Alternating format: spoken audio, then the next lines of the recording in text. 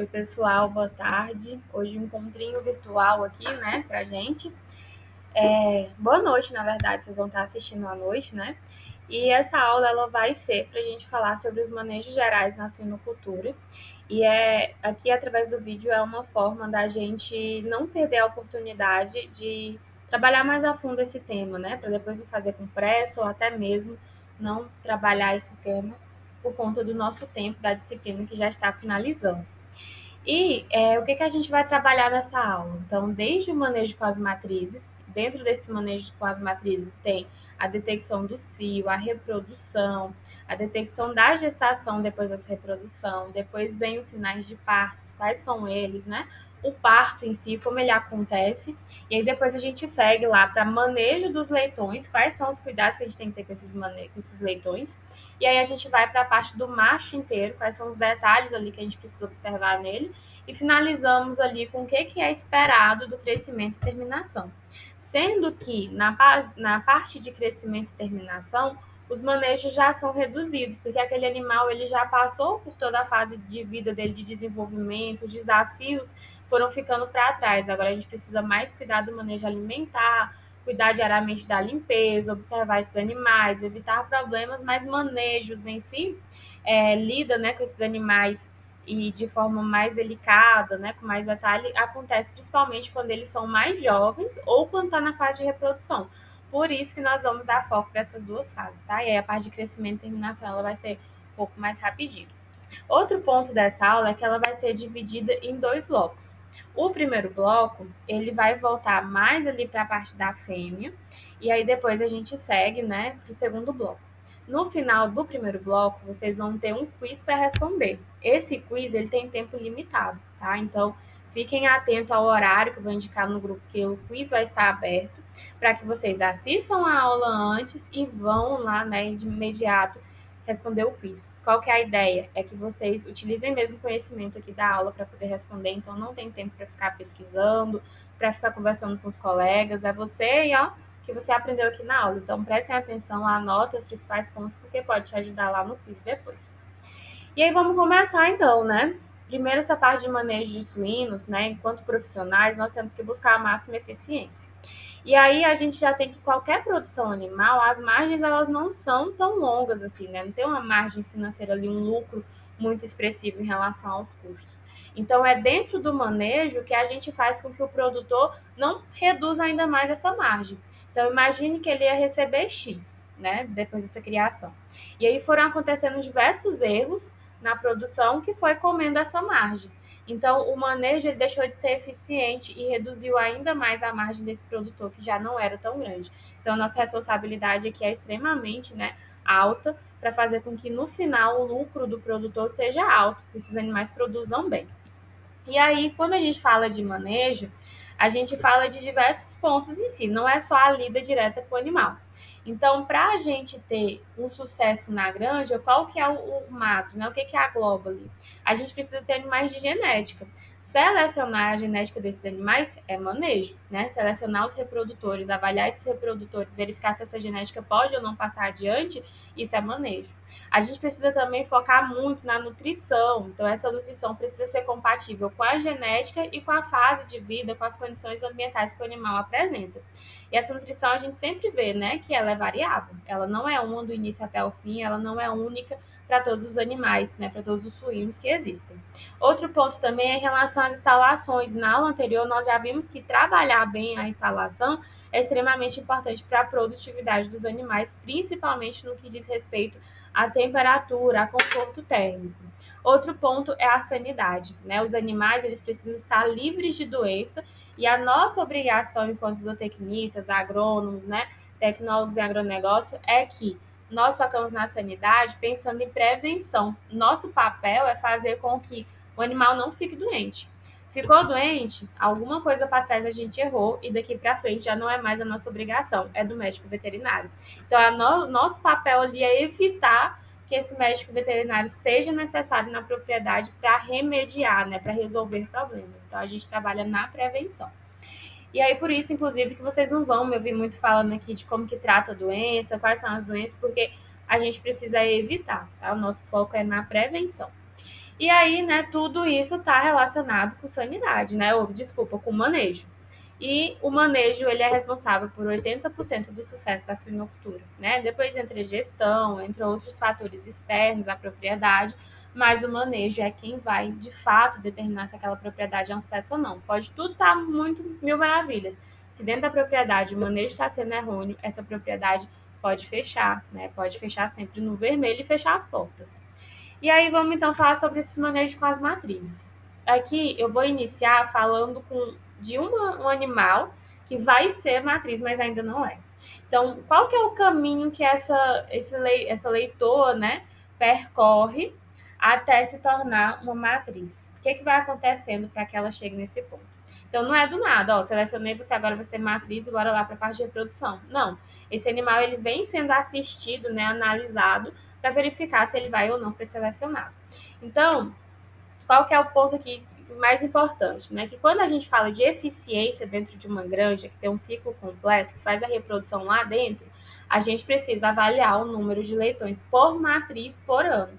Uma fêmea, né, que apresenta esse número baixo, significa, ó, a única função que ela tem é reproduzir. Eu alimento, eu medico, né, eu pago funcionário para lidar com esse animal, eu faço todo, né, o protocolo, gasto dinheiro com ela e ela não está me retornando os animais, que seria uma forma de pagamento, entre aspas, né? Seria uma forma de retorno desse investimento que é feito nessa matriz. E aí, a gente tem, então, que para garantir isso, né, esse leitão matrizano, um dos pontos ali que a gente inicia na seleção desse animal. Então, aos 90 dias de idade, ela já vai ser analisada a primeira vez. O que, que a gente precisa analisar aos 90 dias? O peso. 90 dias de idade, essa fêmea precisa estar com 48 quilos. E aí ela vai receber 1,5 quilos de ração de recria ao dia. E aí a gente precisa pensar aqui, né, prestar muita atenção à energia dessa dieta, né? Então, beleza, ela vai receber dieta de recria, 1,5 quilos por animal ali, ela tem que estar no peso de 48 quilos. Esse é o ideal, né? Se não tiver dentro disso, precisa investigar o que está acontecendo. E por que, que a gente tem que dar atenção à energia dessa dieta? Porque, assim, é um animal que ainda está se desenvolvendo. Ele precisa de energia, né, para o crescimento. Então, ele vai ter uma demanda energética ali relacionada a tudo que está acontecendo, a músculo que está se desenvolvendo, tecidos, né, órgãos, a parte de mantença também, ela precisa se manter viva, gasta energia, então ela tem esse gasto energético. Só que existe uma outra coisa, que ela não pode, né, receber, ela precisa de muita energia por causa de tudo isso que está acontecendo, mas precisa ter um limite, porque a energia em excesso para esse animal vai reverter ali, né, vai virar tecido adiposo. Então, vai se acumular nesse animal na forma de gordura. Se acumulou na forma de gordura, a gente vai ter prejuízo lá na principal função dela no futuro, que é reproduzir. Então, esse acúmulo de gordura vai prejudicar a reprodução, tá? Então, atenção à energia por isso. E aí, o que a gente precisa avaliar também nesses 90 dias? Ela tem o pares de tetas funcionais? Quantos pares de tetas, né? O mínimo ali são 6. Se tem menos que 6, a gente já descarta esse animal. O mínimo é 6, o ideal 7, 8. Beleza, tá com os pares de tetas funcionais, como que avalia, né? Geralmente é com a palpação, né? Ali, através desse toque, entendendo como que tá essa teta, verificar a distância, se não estão muito longe, né? Distantes, ou se não estão muito próximas. Avaliar se tá funcional, se tudo indica que lá na frente ele vai funcionar. Outro ponto é a condição da vulva, né? Se existe infecção, se existe algum indício ali que mostra alguma normalidade. Dependendo, descarte também. Condição dos membros posteriores e inferiores, né? Então, como que tá o aprumo desse animal, se ele tá ali mancando, como que tá o andar desse animal, porque ela vai passar boa parte da vida dela gestante, né? Com pesos ali superiores ao que seria normal na natureza. Então, ela precisa ter membros firmes e fortes para aceitar a monta, para depois, né, passar por toda a gestação. E a gente precisa também verificar se o estímulo de água está acontecendo da forma devida. O ideal é que aqui ela ingira, né, faça a ingestão de 5 a 8 litros de água por dia. Então, precisa, inclusive, estimular para que ela faça isso e manter sempre água limpa, né? Manter sempre água em volume e qualidade adequados. E essa fêmea também precisa ser solta por pelo menos 3 vezes na semana para que ela se exercite. Outro ponto, né, passada essa primeira avaliação, a gente vai para a avaliação dos 130 dias. muito daquelas avaliações que a gente fez lá nos 90 dias vai se repetir aqui, só que aí qual que é o primordial? É avaliar o peso, né, para ver se ela está se desenvolvendo bem. Aqui é para ela apresentar em torno de 75 quilos, né, de peso vivo, e também que ela se alimente de 2,5 quilos de ração de recria por dia, tá? E aí existe uma forma de avaliar se está tudo certo, que é somar o peso com a idade, vai dar 205 dias, né? Dando esse valor é porque ela se desenvolveu bem até ali. E aí, se observou qualquer problema que aconteceu, né, principalmente relacionado àqueles pontos que eu indiquei anteriormente, pode também realizar o descarte de animais aqui. Depois dos 130 dias, a gente vai para os 160 dias, que é a terceira avaliação. E é após essa avaliação que essa fêmea pode começar a apresentar o cio, tá? Então, entre 160 e 215 dias vai acontecer ali a maturidade sexual, né? Vai ser alcançada e ela vai apresentar o primeiro cio, né? Que não deve, inclusive, ser aproveitado ali para a monta, para inseminação. Mas o que a gente espera aos 160 dias? 95 quilos, né, de peso vivo. Se eu somar novamente o peso com a idade, vai dar 255, né, bem próximo a 255, que é o ideal. E aí eu já começo, como esse animal vai apresentar cio, eu já coloco ela ao lado da baia do reprodutor. Por quê? O reprodutor, em diferentes momentos, né, agora e mais na frente da vida dela, quando está próximo dessa fêmea, estimula o cio aparecer, estimula também ela a mostrar que ela está no cio, né? Só pela presença desse macho ali perto. E aí, depois dos 215 dias, né, que já teve o primeiro cio, aí já vai acontecer novamente cios, né, subsequentes. Então, depois dos 215 dias, a gente vai ter a ocorrência também dos cios e a gente chega no terceiro cio. Quando a gente chega nesse terceiro cio, né, lembrando que um cio vem um intervalo entre um cio e outro é de 21 dias. Então, esse terceiro cio acontecendo, a gente vai ter, né, o momento ideal para fazer a cobertura ou a inseminação, tá? Então, qual que é o peso ideal após esses 215 dias? Que seja maior que 125 quilos. A primeira cobertura, né, ela ocorre ali em média com 270 a 300 dias de idade. E aí, como eu falei, né, o terceiro cio é o que a gente deve aproveitar para fazer a primeira cobertura. E quando a gente faz essa cobertura, a gente utiliza 3 montas. Então, faz a monta com um animal, depois faz a monta com outro animal, e isso tem um intervalo de tempo, tá? Não é sequencial.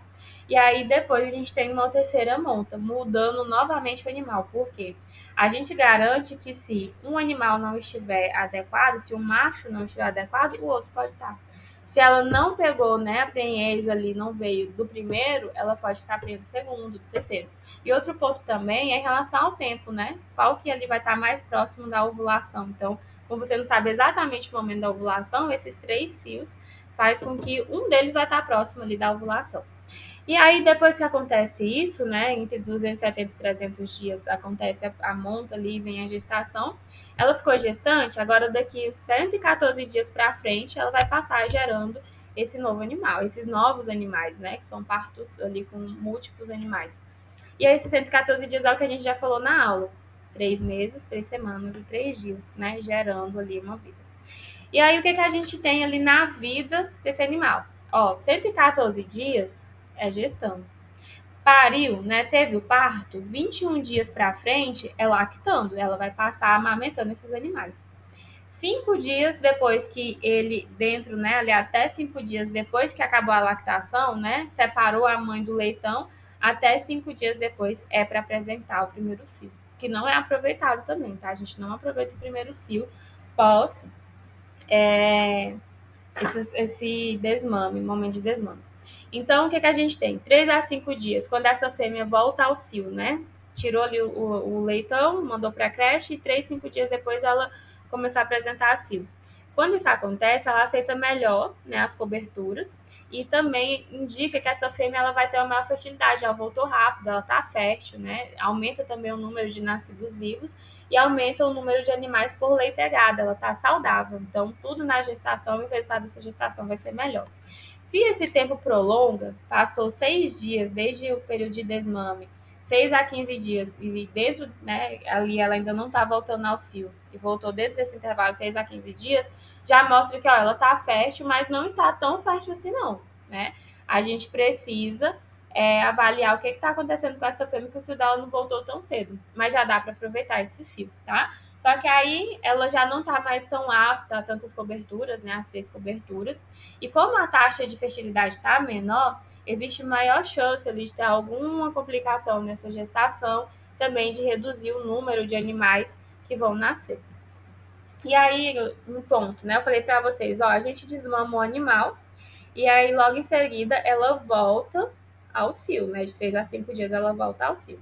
E se a gente for pensar que a gente quer que esse animal, né, o mais rápido possível ele volte ao cio, para o mais rápido possível ela voltar a gerar um novo animal, né, e aumentar ali o retorno que ela nos dá através desses animais, será que o ideal, então, é desmamar mais cedo? Que a gente falou que passa 21 dias amamentando. Será que então é melhor a gente reduzir esse período de amamentação para poder acelerar esse retorno ao cio, né? Para a gente aproveitar logo esse cio? E a resposta é que não.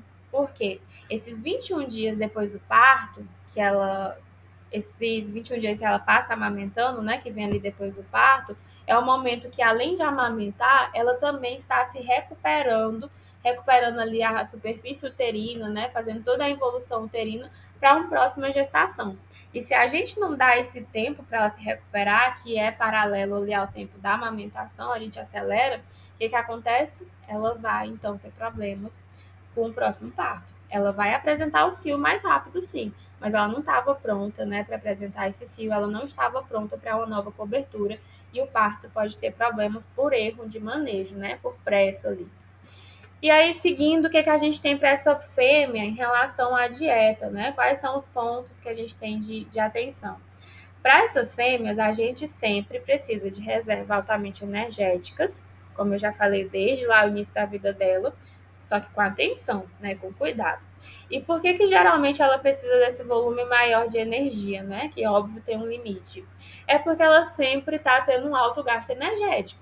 Então, ou ela está aqui, ó, amamentando, né? Primeira imagem aí, ou ela está amamentando, ou ela está participando de um novo processo ali de reprodução, né? Sendo participando da monta, ou ela está gerando. E todos esses momentos, né? Em alguns momentos mais demanda energética, como por exemplo na amamentação, como no exemplo, né? No terço final da gestação, né?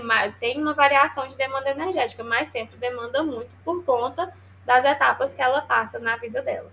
E aí, se em algum momento essa energia que é oferecida está em quantidade insuficiente, né, pouca, o que ela vai fazer? Ela vai começar a utilizar a energia que ela tem guardada, a reserva. E aí o que ela vai fazer? Perder peso.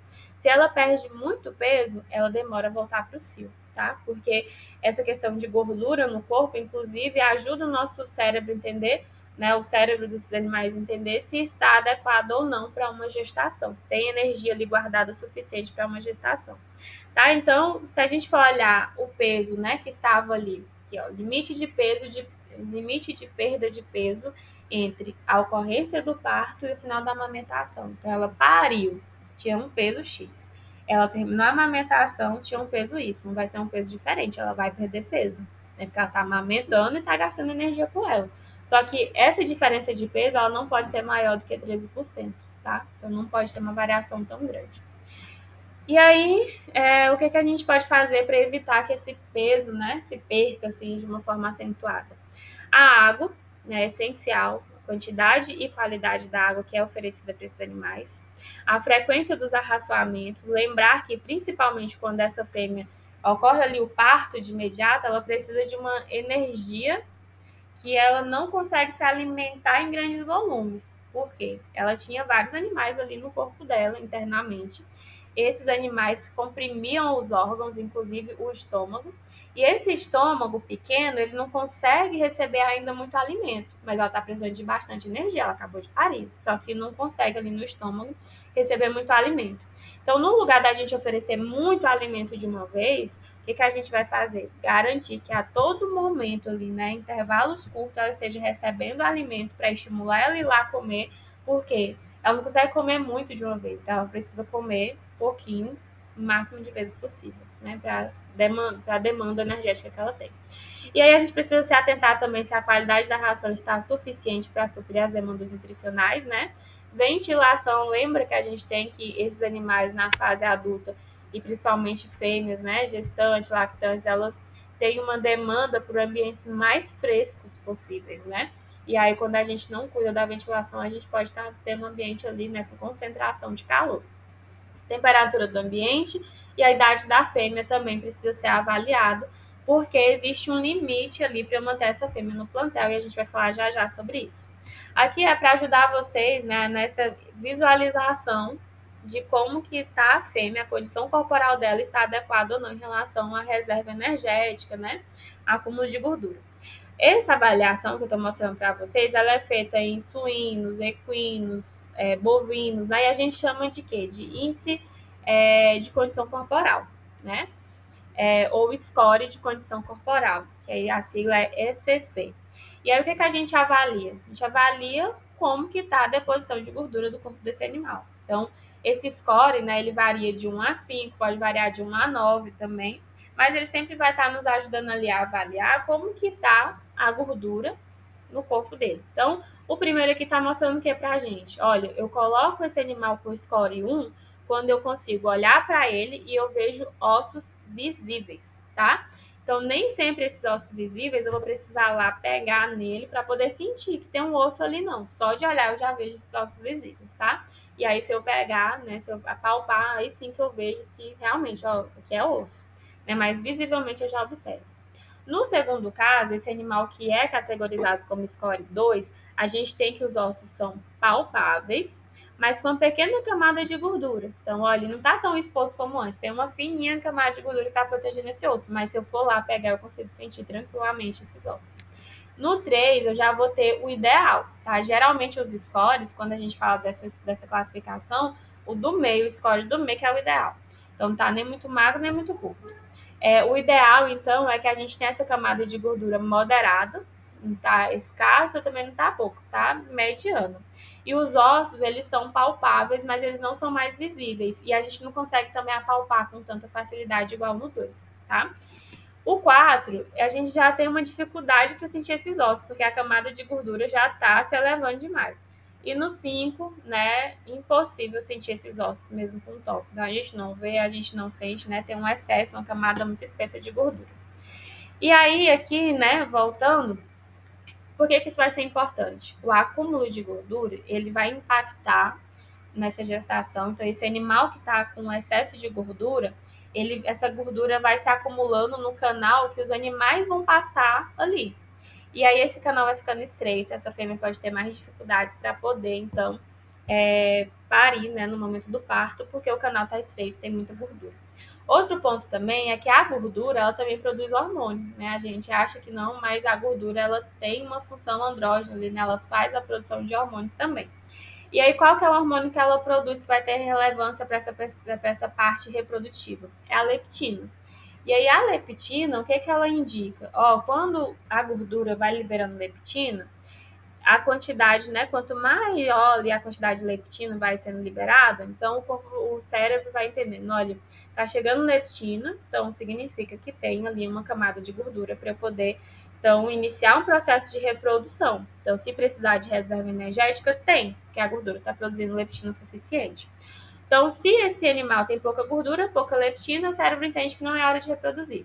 Se tem na quantidade ideal, né, ele consegue perceber que a leptina está na quantidade adequada, então tem a gordura ali em quantidade adequada também. Se está em excesso, o que, que a gente entende? Vai gerar muita leptina. Só que quando começa a gerar muita leptina, o cérebro fecha as portas e ele não se associa mais com essa leptina, ele não faz mais a leitura, né? Ele cria uma resistência à leptina. Então, mesmo que está produzindo, ele não está captando, ele tem que estar em excesso e ali a reprodução também pode ter prejuízo, tá? Pode ser que ela não faça o cio como deveria, né? Não mostre o cio como deveria, não passe por todo o ciclo reprodutivo. E aí a gente vai então para a idade do plantel e política de descarte, tá? Para as fêmeas, o que é ideal? A gente sabe que elas vão chegar na maturidade sexual, né? A gente já até comentou na aula anterior, que é de 6 a 8 meses. E o macho vai iniciar um pouquinho antes, ali no máximo de 5 a 8 meses. Mas ela de 6 a 8 meses, ela está na maturidade sexual, ela já começou ali, né, a apresentar cio. A idade média que ela tem que ficar dentro do plantel depois disso é de 3 a, na verdade, a idade dela, né, é de 3 a 5 anos de idade. Então, Se ela está com 3 anos, já começa a observar ali que pode ser que ela já possa sair desse plantel, né? Até 5 anos sendo o limite. E a eficiência, né? Qual que é o auge de reprodução dela? Qual que é o melhor cio? Qual que é o melhor que ela está mais sadia, que ela está mais reproduzindo com qualidade, né? Leitegadas maiores, animais mais saudáveis. É do terceiro ao sexto cio. Tá? Então, esse é o pico ali de produção. Se a gente for pensar, é rapidinho, né? Então, logo passa e aí já, né, cai a produtividade. Só que aí, para a gente manter esse lote produzindo bem, a gente mantém que 50% das fêmeas desse lote precisa estar entre o terceiro e o sexto cio. Isso porque a gente vai garantir dessa forma que, né, tenham ali uma produção adequada de animais, de leitores. E aí, quando a gente passa dessa idade, né, ali dos 3 aos 5 anos, e também tentando manter o lote entre o terceiro e o sexto cio, a gente começa a fazer descartes, né, com base nesses dois critérios. E quando a gente faz o descarte, a gente avalia outras coisas também. Por exemplo, essa fêmea apresentou prolapso. O que é o prolapso? Ah, ela vai parir, faz todo o esforço para expulsar o leitão, e junto com esse expulsar o leitão, ela expulsa também alguma parte, né, que seja ali do aparelho reprodutor, né? Então ela pode mandar para fora essa cavidade uterina, ela pode mandar para fora essas estruturas que deveriam permanecer lá dentro. Se ela mandou para fora, né, se saiu do corpo desse animal, já é considerado um prolapso, né? E é o que geralmente o pessoal faz? Pode devolver, né, e fazer uma sutura ali, porque qualquer esforço que ela faz tende a sair novamente, e essa fêmea não é utilizada novamente para reprodução, ela é descartada, tá? Geralmente mantém ela ali com os leitões para fazer a amamentação e tudo, mas ela não é utilizada novamente. Se detectou que essa fêmea está com problema de fertilidade, né? Fez essa detecção também, é liberado, não participa mais das reproduções, né? Vai para descarte, abate. E se ela tem problemas gênito-urinários, né? Infecções, por exemplo, urinárias, se existe ali qualquer problema nesse trato urinário, é feito também o descarte. E a reposição, o ideal é que seja de 30% ao ano, né, para garantir que o lote esteja lá entre o terceiro e o sexto cio, inclusive. Então, imagino que a gente tem uma granja aí com 100 matrizes. Essa reposição, ela deveria ser de 5 matrizes a cada 60 dias. Por quê? Se a gente, né, vai falar 30%, então ao ano eu tenho que repor 30 animais. Só que se eu reponho do nada, né, eu tenho 100 animais e do nada chega 30 animais novos, esses animais estão iniciando a vida reprodutiva, né? Eles ainda não vão estar lá naquele terceiro cio, né? Entre o terceiro e o sexto cio, vão ainda estar iniciando. E à medida que ela vai precisando de tempo, né, para se desenvolver, para você entender como que tem que ser o manejo com aquele animal específico e tudo, isso pode gerar queda na produtividade. Então, o ideal é que você vai mudando aos poucos. Você não vai mexer no seu plantel, é como se você mexesse no seu time de uma vez, né? Não, vai mexendo aos poucos, fazendo substituições aos poucos para não impactar. E aqui sobre o macho, né? Então, como eu falei, o macho ele inicia a maturidade sexual um pouquinho antes, né? Só que aí o limite máximo é bem próximo da fêmea. Então, a fêmea ela era de 6 a 8 meses, o macho de 5 a 8 meses. E aí, quando ele está de 8 a 10 meses, é que comumente começa a utilizar esse animal na reprodução. E o tempo, né, que você vai usar esse animal como reprodutor dentro da tua propriedade, né, quanto que ele vai durar ali, vai depender de algumas questões. Por exemplo, se ele foi usado de forma moderada, né, sem excessos nessas coberturas, o início, né, que respeita as recomendações de uso por semana, então você não começa utilizando esse animal já com a quantidade de coberturas que ele vai cobrir mais lá na frente. É um aumento gradual. Você começa com ele cobrindo poucas fêmeas e vai aumentando, né, conforme ele vai envelhecendo, conforme ele vai tendo mais experiência e se adequando a esses manejos. A qualidade da ração também vai indicar o tempo que você mantém ele no seu plantel, o status sanitário, né, o peso vivo dele, principalmente porque ele vai precisar fazer monta, então se ele for muito pesado, isso vai dificultar a monta também. E também a gente precisa, né, realizar exames andrológicos, que é o quê?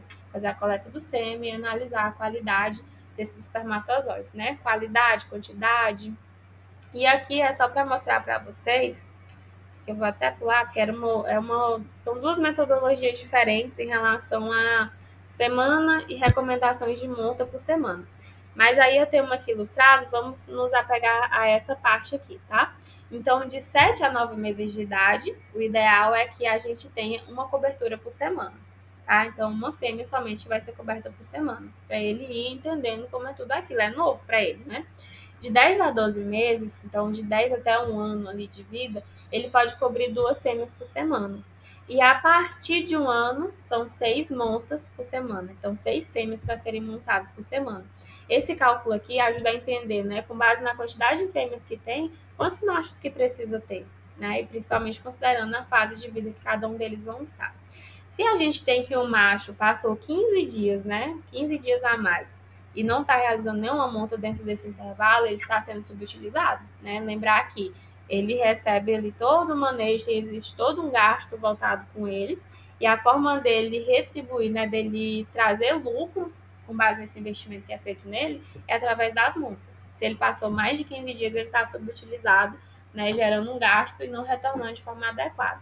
E a outra ponto é que as coberturas, elas devem ser acompanhadas, né? Porque precisa ali, às vezes, de algum manejo, de algum ajuste, de algum suporte, que a pessoa precisa estar pronto ali para oferecer, né? Então, não é liberar o macho e a fêmea juntos e não acompanhar, precisa acompanhar essas montas. E como que a gente detecta o cio, né? A maturidade sexual, né, a partir dos 6 meses, então chegou à maturidade sexual, a qualquer momento ela pode apresentar cio. E aí, novamente, eu vou ter aquele contato com o macho que eu falei para vocês. Então, a fêmea ela é exposta a esse contato com o macho para estimular o cio e também para estimular comportamentos que vão ajudar a gente a entender que ela está no cio. Então, no mínimo, deu-se 6 meses, no mínimo ela vai ficar, né, 2 vezes ao dia, em torno de 10 minutos, com esse macho, perto desse macho. Né? E o intervalo aí dessas 2 vezes ao dia é de 12 horas. Então, a cada 12 horas, você traz esse macho para o convívio da fêmea, deixando ela ali próximo de 10 minutos com ele. E aí, o macho ele precisa ter no mínimo 10 meses, isso considerando, né, a puberdade dele, que já está estabelecida, que ele já tem uma certa experiência na parte de reprodução, vai facilitar, né, animais que são muito novos vão dificultar essa detecção de cio e estímulo do cio também. A gente vai realizar o rodízio do cachaço, né, que é esse macho reprodutor, por quê? Quando a gente realiza o rodízio, às vezes um macho não estimulou tão bem, mas o outro vai estimular, né? Então, troca o macho para, não acontece o cio, mas será que o problema é a fêmea? Pode ser que o macho, outro macho, né, deixe isso mais evidente.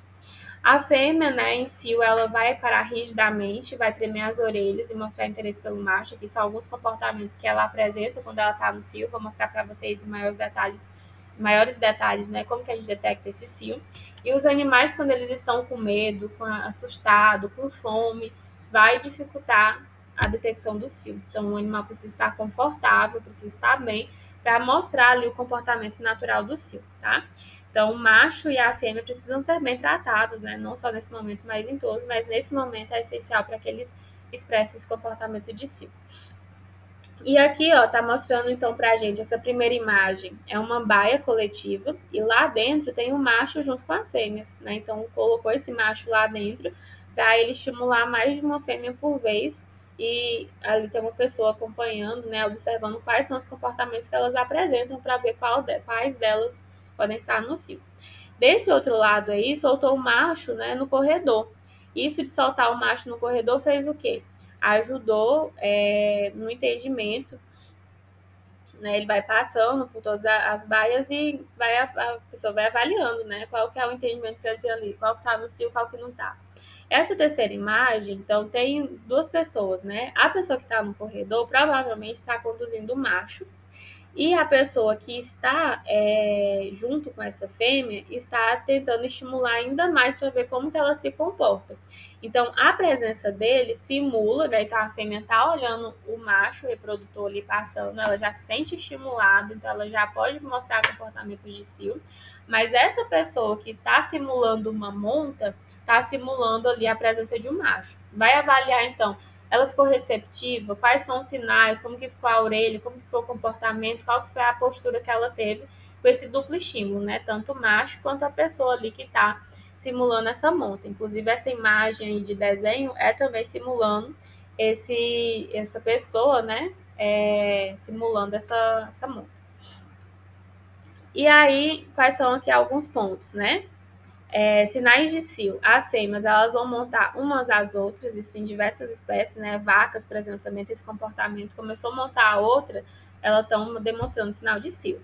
Perda de apetite, porque o meu objetivo agora não é a alimentação, meu objetivo agora é a reprodução em si.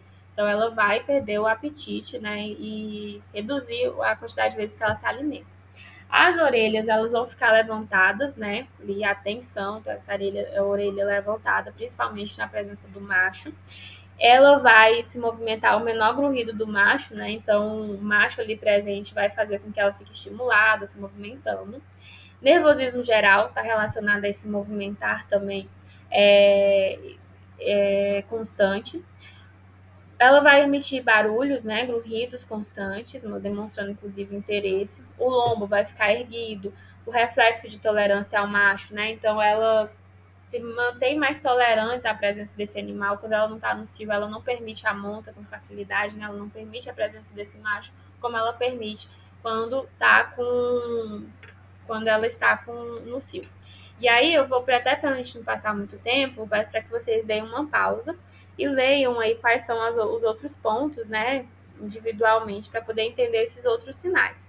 Um ponto muito importante, antes de eu passar, é a questão do muco e também da vulva, né? Então, a vulva desse animal, ela vai ficar avermelhada, o aspecto mais inchado, né? Como se fosse um edema, né? Então, a gente fala edemaciada. E essa vulva mais vermelha vai liberar também um muco diferente. Esse muco ele tem um aspecto de clara de ovo, né? Então esse muco cristalino indica, né, a presença do cio, junto com a vulva avermelhada. Então tá aqui algumas imagens, né? As orelhas, aqui a gente tem uma vulva que está no período do cio, que é essa vulva mais distante, né? Tem a do meio, que é um animal que não está no cio, essa imagem do meio. Então, um animal que não está no cio, uma vulva, né? Com tamanhos normais. Essa vulva que já está mais avermelhada e que ali vai ter também futuramente a presença de um muco cristalino, está demonstrando sinais de cio. E também o comportamento, né, dessa fêmea na recepção ali, a palpação, a pessoa está apalpando, está estimulando, e o comportamento dela de permitir, né, de mostrar incômodo ou não, vai indicar se ela está no cio ou não. Outro ponto também é que quando a gente vai fazer a inseminação, esse protocolo de detecção de cio, ele já não é um ponto assim prejudicial, porque na monta, obrigatoriamente precisa estar no cio para poder fazer a monta. Mas quando é inseminação, são utilizados hormônios, né, que seriam hormônios similares aos produzidos por esses animais para que ele entre no cio. E aí, esses hormônios vão ser inseridos. Então, olha, não está no cio, ou está perto do cio, mas ainda não está. E agora eu vou inserir esse hormônio aqui, que de 2 a 3 dias vão todas apresentar cio. Então, eu sincronizo os animais e faço com que, através do uso de hormônios, né, eles apresentem cio. Inclusive, é um dos poucos protocolos que a gente tem no Brasil liberado para uso de hormônios, para inseminação. E aí a gente tem, então, a limpeza da vulva, né, que é mostrando para vocês como que é o processo de inseminação. Primeiro, essa vulva precisa ser limpa, porque ele vai ser inserido uma pipeta, né, que pode acabar levando para o interior, né, para o trato reprodutivo desse animal, sujeiras. Então, limpa a vulva. Depois que limpa a vulva, né, vai ser a inserção, para que o sêmen seja depositado, né, nesse animal, a gente precisa de uma pipeta que vai receber ali o sêmen e que vai liberar internamente esse sêmen. Então, precisa fazer a lubrificação dessa pipeta, fazer a inserção e fixar essa pipeta para que seja liberado ali aos poucos, né, esse sêmen. Quando é na monta natural, a gente precisa garantir que essa monta dure em torno de 5 a 10 minutos. Se durou menos, a gente já entende ali que tem um problema, né, que não foi tempo suficiente. E por que esse tempo tem que ser em torno disso, principalmente? Porque quando a gente fala de suínos, o volume espermático ele é mais alto, né? Então, ali em torno de 500 ml é comum de acontecer. Então, é um tempo a mais para que todo esse volume espermático seja liberado. A fêmea, ela deve então estar no cio e imóvel, né? E ela vai Se ela estiver no cio, ela vai tender a ficar imóvel, ela vai tender a ficar receptiva a essa monta. A matriz do reprodutor precisa estar com pesos ideais, a gente já falou sobre isso. O reprodutor não pode ter problema nos aprumos, né? Então, olha a posição que ele fica. Ele precisa ter uma base sólida para suportar o peso do corpo dele, né, sobre 2 aprumos. E o piso não pode estar escorregadio para não dificultar esse momento da monta. Depois que houve, né, ou a inseminação ou a monta, a gente vai então para o ultrassom, né, depois de 30 dias mais ou menos, para detectar se houve a gestação. E visualmente, a gente consegue perceber diferenças em torno de 90 dias, né, já um pouco mais prolongado. Outro indicativo também que essa fêmea está na gestação, ela não voltar a apresentar cio. Olha, uma fêmea sadia, tinha cios regulares e parou de apresentar cio, é porque, né, a chance ali dela estar gestante é muito alta. E aqui são cuidados no pré-parto, né? Então, essa fêmea ficou gestante, ou ela vai ficar mantida ali na reprodução, ou vai existir um setor de gestação para ela ser encaminhada, tá? Então, ela pode ficar nesse setor de gestação para passar pela gestação e depois ela ir para a maternidade. Então, o que é esse cuidado no pré-parto? A gente vai avaliar se lá na maternidade, que é o ambiente que ela vai ficar, está apto para recebê-la, né, em relação à temperatura, os equipamentos de alimentação, de água, né, comedor e bebedouro são adequados, enfim. Alojar está limpo também, precisa ser um ambiente estéril, né, o máximo possível estéril. A gente vai alojar essas matrizes de 5 a 7 dias antes da data prevista do parto, a gente vai levar ela para a maternidade. A gente já falou sobre isso em sala também, que é o tempo que ela vai se acostumar ali com a maternidade. E aí, antes de levar essa fêmea para lá, precisa passar pelo que está mostrando aí na imagem, ó, por uma limpeza. Ela vai para um ambiente que é para estar limpo, então ela não vai levar sujeiras, né, parasitas, algum problema que ela pode ter ali junto com ela lá para o ambiente estéreo, né, de onde vão nascer animais que ainda têm imunidade fraca. E a gente vai realizar essas transferências, né, de locais em horários que tem um maior conforto climático. Lembra que aqui ela tem uma tolerância ao calor muito baixa. Então, vamos pegar ambientes que são momentos que são mais frescos para poder mexer com essas fêmeas. E aqui, nesse momento, a gente avalia as condições do teto, a gente vai avaliar, né, 3 dias antes do parto, como que tá a ração oferecida e vai fazer a redução dessa ração. No dia do parto, não alimenta, né, principalmente pensando que depois que a gente alimenta, existe toda a energia ali vai levar para essa digestão, né? Então todo o corpo fica mobilizado para a digestão e ali paralelamente ela pode estar no trabalho de parto. Então vão estar 2 coisas acontecendo ao mesmo tempo. Então a gente evita alimentar no dia do parto e também para evitar, né, que junto com o trabalho de parto sejam liberadas fezes. No dia do parto também a gente vai. Pode ser que sim, pode ser que não, né? Tem um manejo que a pessoa vai escolher se faz ou não.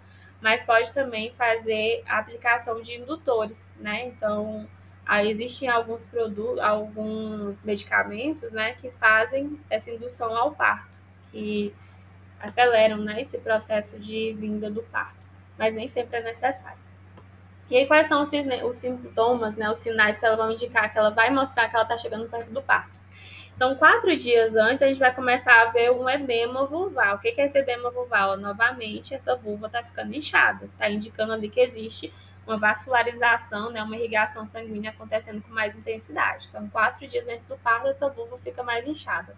De 48 a 24 horas antes do parto, o complexo mamário, né, ele vai ficar mais cheio. Então, vai ficar mais engurgitado, né, porque o leite está chegando ali, porque ó, o parto daqui a próximo, tá? Próximo esse parto. Então, precisa do leite para que esses animais se amamentem, né? Logo assim que o parto aconteça. 12 horas antes desse parto, vai acontecer que o leite vai começar a ser liberado, principalmente se houver uma pressão. Só que esse leite não é liberado em jatos, não, é em gotinhas, tá? Então, 12 horas antes do parto é liberado em gotas. Se ele for liberado já em jatos, a gente vai ver que está bem próximo do parto, né? Dá em torno aí de umas 6 horas antes do parto, ele é liberado em jatos. Aqui é um vídeo mostrando para vocês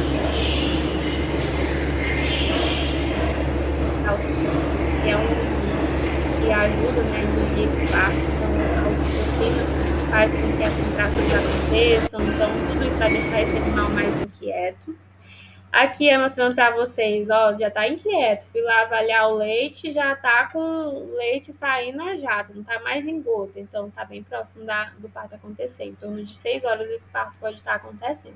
Tô mostrando aí no vídeo, ó, fazendo essa pressão e de como que o leite ele tá saindo. Viu? Sai ali um jato do leite. E aqui já é um sinal de que a fêmea está muito próxima do parto. Ela fica deitada, ela fica pegando, ela deitada, ela vai ao parir e ela fica bem ofegante. Acho que vai ser cansada a qualquer momento. Como que a gente se prepara? Quais são os itens necessários? Olha, papel toalha, absorvente, né, pó-secante, uma navalha para secagem do leitão. Então, esse animal, ele nasce tendo, né, ali uma resistência baixa ao frio. Então, e nasce úmido, então a gente precisa secar esse animal para que ele não passe frio. A gente precisa pensar também que esse cordão umbilical vai precisar ser cortado. Então, para cortar o cordão umbilical, o que a gente vai precisar? Da tesoura, do cordão de algodão, né, para amarrar nesse cordão. Precisa também de uma solução desinfetante para poder imergir ali o cordão umbilical, né, para fazer uma cura desse cordão. Aí pode ser também que essa fêmea ela apresente um parto distóxico. O que é o parto distóxico? É uma dificuldade, né? O parto, qualquer parto que apresente dificuldade é um parto que a gente já classifica como distóxico. A depender dessa dificuldade, vai precisar aplicar ocitocina, porque aí ajuda a aumentar a contração, vai precisar ajudar ela a passar pelo processo de parto, né? A ocitocina tem esse papel. Então, viu que o parto tá difícil, que ela precisa de algum auxílio, pode ser que a ocitocina seja necessária e aí precisa ter ela também à disposição.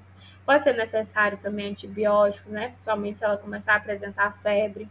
Dependendo, vai precisar fazer o toque, né? Para verificar se ainda tem ali algum animal, para poder auxiliar também na saída de algum animal que tenha dificuldade. Isso é assim, ó, só existe intervenção nossa nesse parto se for extremamente necessário. A fêmea ela precisa ser capaz de parir sem auxílio externo, né? Dependendo, se ela não tiver precisando de auxiliar, a pessoa for auxiliar, pode até gerar problemas que ela não ia ter. Então, precisa de luva, precisa de lubrificação para esse toque, né? Pode ser necessário, lembra que eu falei do prolapso, que libera, né? O que não, né, alguma parte ali do órgão reprodutor dela pode sair, e aí, para poder devolver, aí devolve e costura. Então, vai precisar de linha, vai precisar de agulha, pode precisar também de lâminas, né, e cabos de bisturi para alguma intervenção cirúrgica. Pode precisar de tranquilizante, anestésico local. O relógio e a caneta para anotação é importantíssimo, sempre vai precisar, porque você precisa anotar o horário que nasceu aquele animal, qual foi o número dado para ele, né? Alguma coisa que aconteceu no parto dele, alguma normalidade, você anota ali também. E podem ser necessárias seringas e agulhas. Aqui está mostrando, né, uma bandeja com alguns desses itens. E aqui é o momento do parto. Então, quando a terra, né, abre, então a primeira processo pode acontecer saúde. E quando existe a contração, você vai perceber que geralmente o animal pode vir, né? Então, ele e aí eu posso tomar uma medicação, né? Então, aí aqui pontos importantes sobre o processo de parto, né? A fêmea ela deve estar em decúbito lateral. O que é esse decúbito lateral? Deitada lateralmente, tá? E vai passar ali, né, a ocorrência desses animais um a um para ir nascendo. E aqui está a expulsão da placenta, então indicando, né, o final desse parto.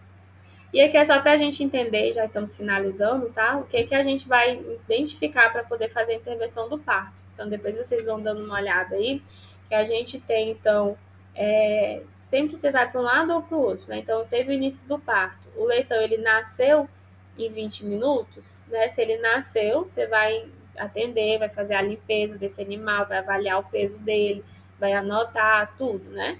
E aí, se ele não nasceu em 20 minutos, você vai avaliar, tá com contração ou tá sem contração essa fêmea? Se ela tá com contração, você vai mudar a posição dela e fazer uma massagem abdominal, porque isso estimula, inclusive, a ocitocina, né? Só de você mudar ela de posição e fazer essa massagem abdominal estimula a ocitocina. E aí pode ser que em 5 minutos nasça o animal. Se não nasceu o animal, né, a gente segue para a próxima etapa. Mas antes de ir para a próxima etapa, vamos vir aqui, ó. Imagina que não tá com contração. Se tá com contração, a gente muda ela e faz a massagem. Se não tá com contração, vai fazer a massagem abdominal e no aparelho mamário. Nasceu? Se nasceu, ok, né? Vai atender, anotar e tudo, vai seguir. Se não nasceu, a gente vai então para o próximo passo, que é, caso tenha contração, a gente vai fazer o toque, que vai ajudar esse animal a nascer, né? E aí vai anotar e tudo. Caso não tenha contração, a gente vai aplicar a ocitocina, né? Porque a ocitocina vai auxiliar essa contração a começar a existir. Aplicou ocitocina, em 10 minutos nasceu o animal, ok, ótimo. Se não nasceu, aí vai para o toque, né? E aí no toque você garante que esse animal venha a nascer. Tudo isso tem que ser anotado, inclusive se a fêmea teve essas dificuldades. E a gente finaliza aqui essa primeira etapa e agora vocês estão liberados para poder responder o quiz.